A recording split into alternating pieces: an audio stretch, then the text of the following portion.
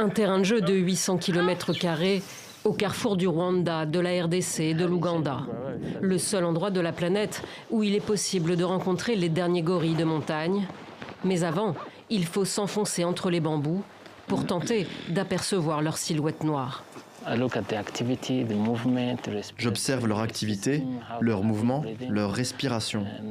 Je constate que les jeunes sont très joueurs, actifs et en bonne santé. J'examine également leur état corporel. 3 fois par semaine, Gaspard Nyazisanga vient s'enquérir de leur état de santé.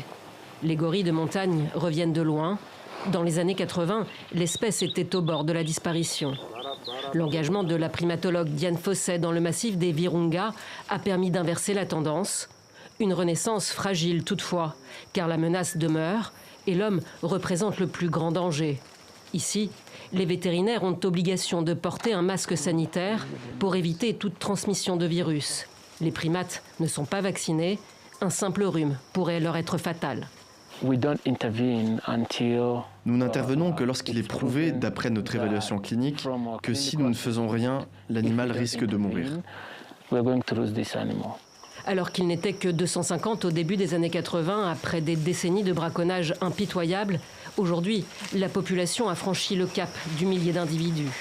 Mais cette réussite pose de nouveaux défis, la surpopulation entraînant des conflits entre clans, souvent mortels pour les petits. Face à cette situation, le Rwanda prévoit d'agrandir de 23% le territoire des gorilles, une décision qui implique le déplacement de près de 3400 foyers installés dans le massif des Virunga.